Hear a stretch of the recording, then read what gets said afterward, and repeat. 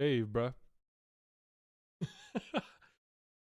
Let me see if everything's working real quick. I gotta go get my water real quick.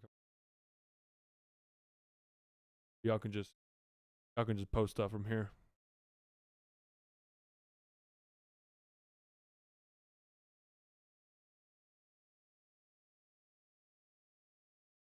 We got live. We got live.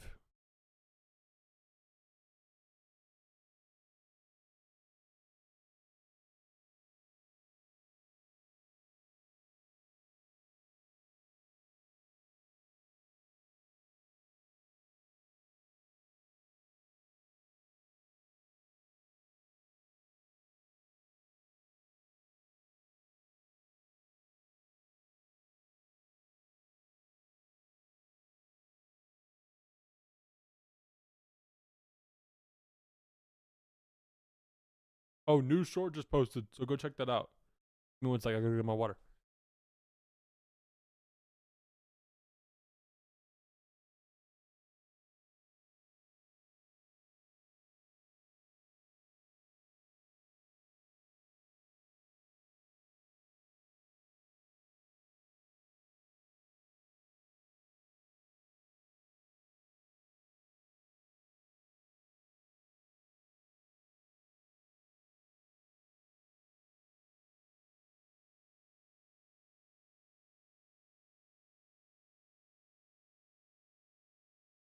Alrighty.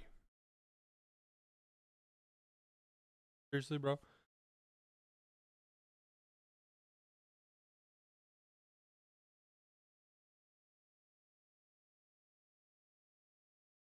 Not go. Hold on. How do I?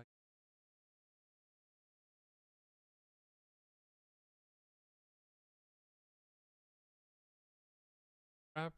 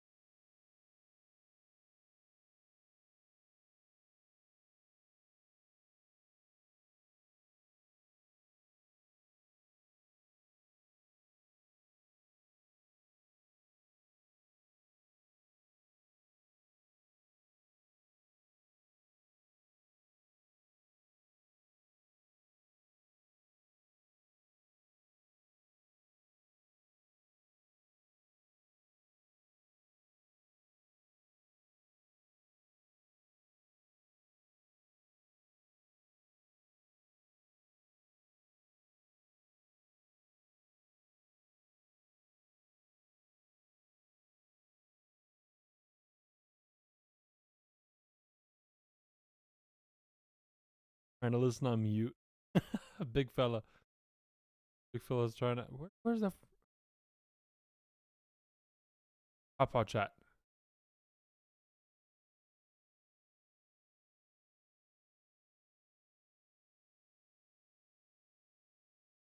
Right over.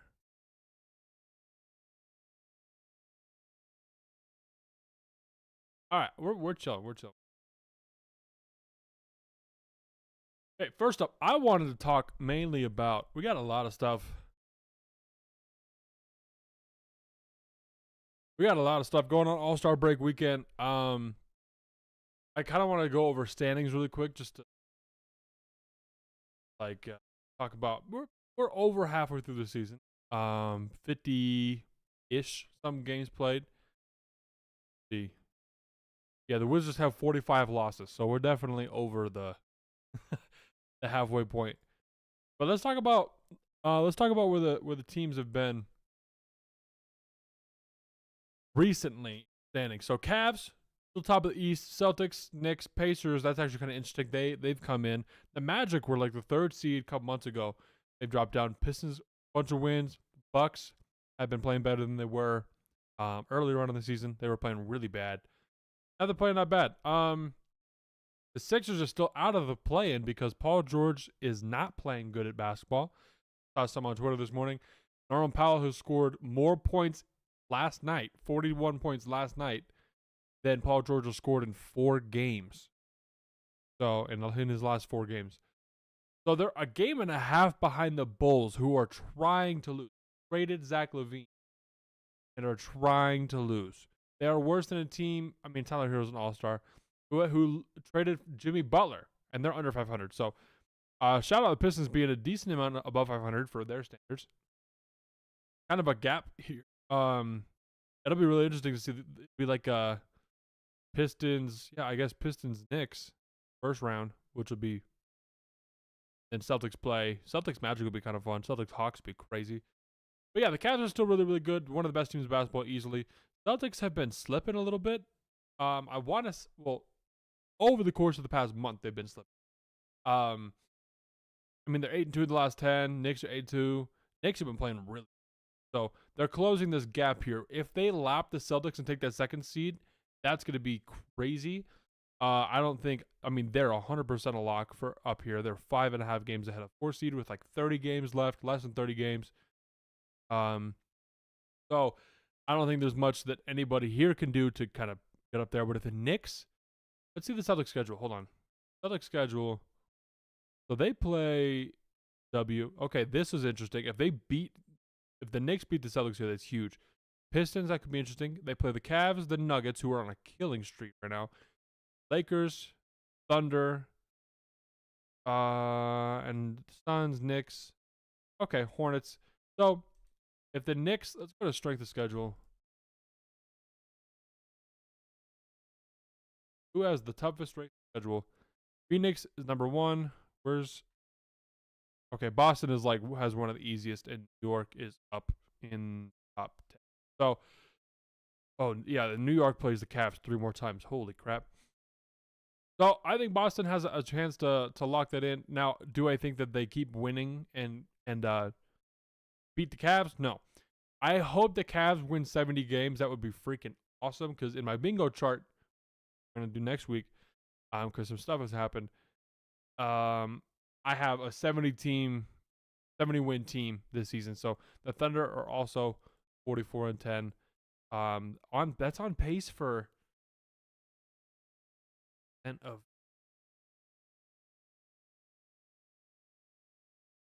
be 60. It might be 68 or 70 if they lost 10. They might lose if they lose 3 more. That'd be really interesting. But yeah, I think we'll talk about playoff matchups later on when it gets more solidified. But I think this is pretty much solidified in the top part of the East. Over here with the play-in, could make some stuff happen. Like if the Hawks play the Celtics or Magic play the Celtics, a little bit different. We'll talk about that later. But the West has a lot shifting. And I looked up one day like that, and the Rockets dropped down to 5th for a second. And that I was like, what? Because they were the second seed consensus for a while, and they've just been losing. I mean, 3-7 in their last 10. 3-7 in their last 10. And everyone else in the West, at the top at least, 8-2, 7-3, 8-2, 3-7, 8-2, 6-4. So I can't believe that they dropped down that far. This is going to be even more dangerous for them. I've talked plentifully, I don't know if that's a word, a lot about how the Rockets, I'm concerned for the Rockets in the postseason, not having like a superstar. Now, Amen Thompson has been really, really good. Alperen Sengun just was named an all-star for the first time, which 100% deserved. But in terms of like playing the big dogs, you don't want a 4-5 matchup against the Lakers, even though you have home court advantage. You don't want to play Luka and LeBron in the first round. I don't care about their defense, right? Like, it's Luka in the playoffs. That historically by itself has been really, really good. So I hope they don't slip more than they already have. They play the Timberwolves, the Bucks, the Thunder, Suns, Mavs. Okay, where are they at? Houston is 21st. So they don't have that bad. The average team they play is under 500. So that's a little bit better for them.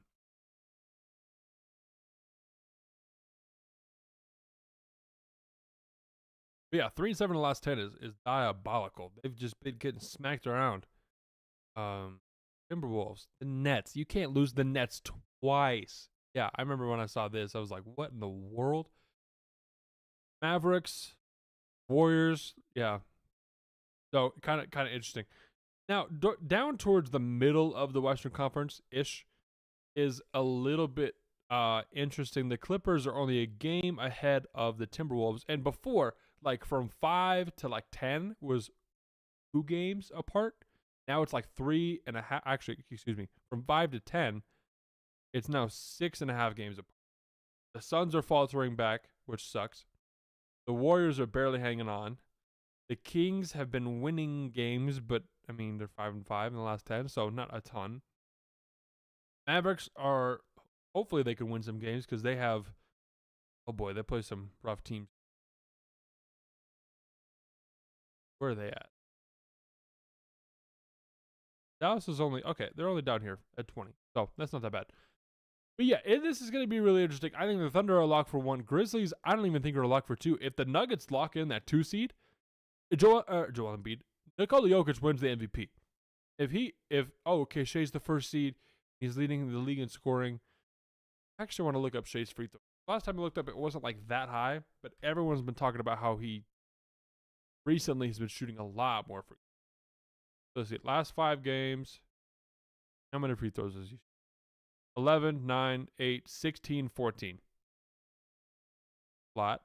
So his average is, this season is 9. Oh, yeah, it was like 6 when I looked at it a couple weeks ago. That's crazy. 9 free throws a game. I mean, Giannis was at like 11, and I was like, dude, Giannis. I mean, he gets to the rim a lot, but holy crap, Giannis, really? The fact that Shea's only shooting less than he is. I still don't think. I mean, Shea's been exploding, but the Nuggets have been really, really good, and I thought they were going to be really, really bad. It's because Nikola Jokic is balling the freak out.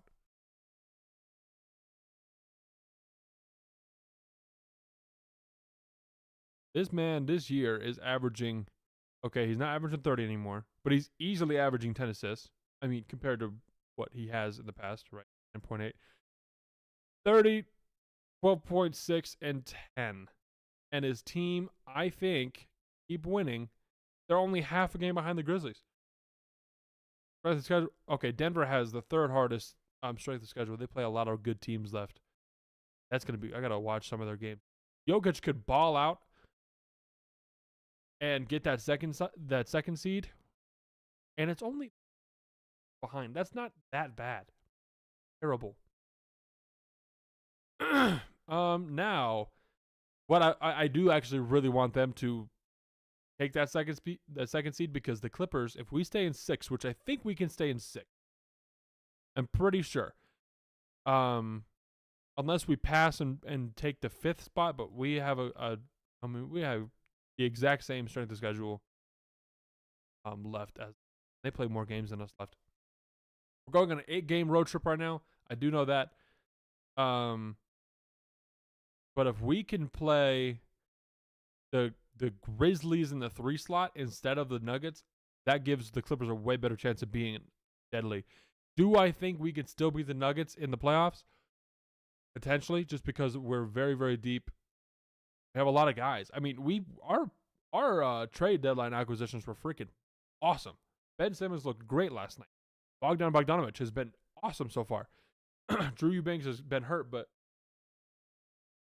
I mean, we got some good homies out there. James has been playing good. Norman's been playing. And James an all-star. Kawhi's not an all-star because he missed the deadline and stuff. But I think there's a real chance where we'd have to play. Let's see. Nuggets go here. We play the Grizzlies at the 3. Then we play the winner of the 2-3. So then we play the Nuggets in the second round probably. And then we got to play Thunder. Ooh, dude, if a second round matchup is Lakers Thunder, woo, that would be awesome to watch. So in terms of the play-in down here, 7, 8, 9, 10 is separated by 2.5 games, so it's kind of locked here. Mavericks with AD out, if they can stay afloat, I mean their whole team looks like they're in, but the Kings, they can win some games. I just don't. The Kings, I'm like, I don't want you to make the play-in. I don't want you to make the playoffs because you're just going to lose. Like, you're going to lose to anybody you play. Mavericks, I don't feel that way about. 100% not. And Warriors have Steph Curry. So, And Timberwolves, Western Conference Finals last year, right? So I just don't want the Kings to do well. It sucks that the Suns are not doing well either. Like, they're doing poor. 3-7 of the last 10 as well. Holy crap. I thought the Spurs this season were going to be in the play-in, but they're not. They've made a trade for De'Aaron Fox. Maybe that'll where I just saw it. Yeah, 11th hardest. So overall, the NBA has been good so far. We got some games tonight. Heck yeah. I thought that was tomorrow. All-Star game. Cool. Yeah,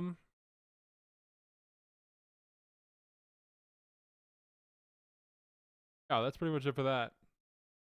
Next thing I want to do, I just want to hop on and talk about all the way down.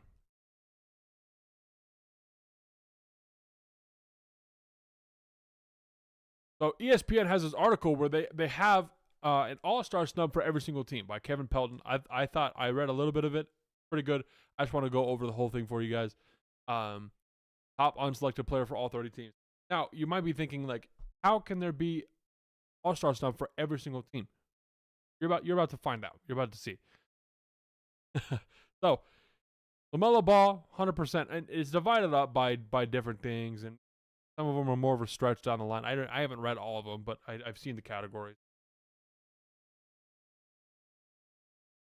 So Hornets is LaMelo Ball, 100%. I'm surprised he didn't make it at all. But guys like Trae Young, people were like, he deserved it, but I can't believe a seventh place finish in media voting. Like, I don't understand.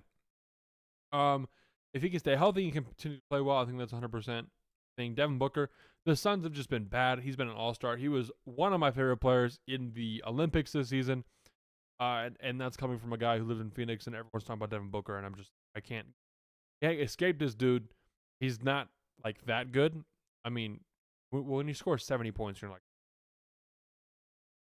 but watching him in the Olympics, really, I was like, okay, he's just locked in, play defense, shooting threes, not wanting the ball. Like he's a good player. He's one of their better defenders, and I never thought of him as a defender, so it was really cool to see him in the Olympics as like a legit starter occasionally, right? E-Book, Sabonis, yeah, everyone's like he's leading the league in rebounds.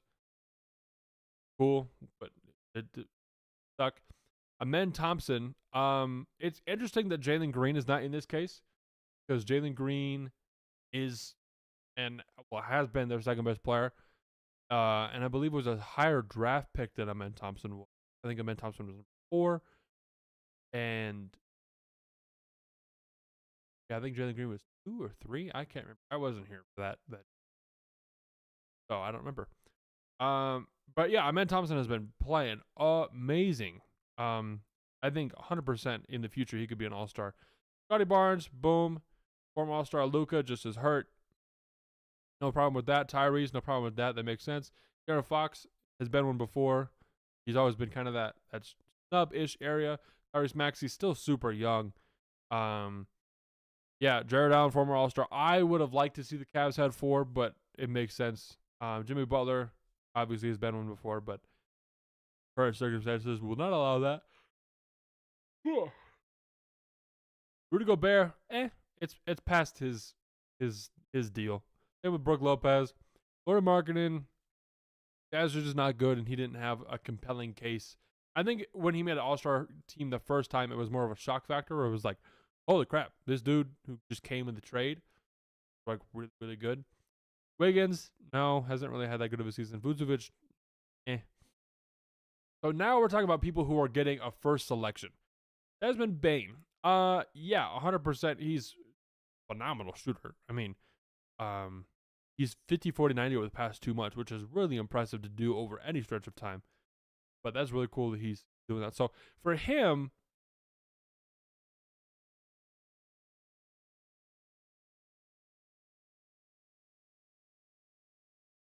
it is hard. You are the second best team in the NBA or in the Western Conference. Jaren Jackson and John Morant. So it's hard to be like, okay, they have a third all-star. I could see it if it really if it happened, I'd be like, okay, they'd have to be like really, really good as a team, and he's got to be putting up some numbers. So I think yeah, Bane had more All-Star momentum in 23 when he was Memphis' second leading scorer at 21 points. Yeah, if he's a 21, 22 point per game guy, 100%. Dyson Daniels, I mean, great defender, but nothing really offensively. 13. That's not going to get you in the All-Star game. Lou Dort, yeah, you could tell I haven't looked at these yet. The unconventional All-Star pick. What's the reasoning?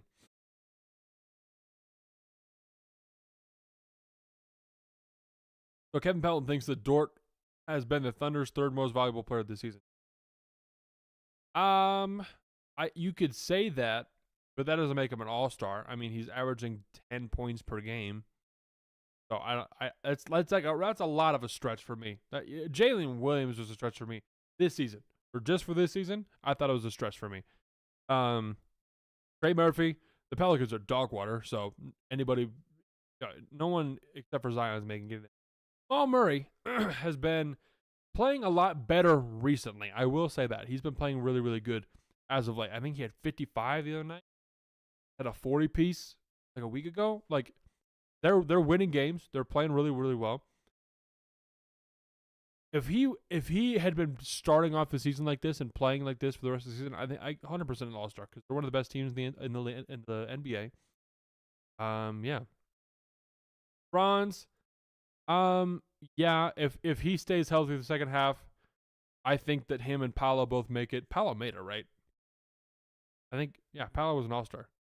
I'm pretty sure because I think they'd be talking about Paolo if he was an All-Star. So yeah, Franz makes sense. Malik Beasley, yeah, this was not a realistic shot this time around. Malik Beasley, no. Gafford, come on. Josh Hart, that would be, you could make a case for that, I think. I think a little bit. I've heard Celtics fans talking about Derek White as well, kind of in the same vein of like, hey, really, really good, great role player, but he's balling out. He's doing really, really, really good things. So I wouldn't be surprised if that happened. Cam Johnson, the Nets are bad. Derek White, yeah, there we go. Dude, Derek White is a freaking stone cold killer, bro. Holy crap. 30 years old, so I don't think he'll be able to make an All-Star team, especially when you have Tatum and Brown. Like being the third guy at a minimum on a team is like got to be a really good team to have three guys like the Cavs.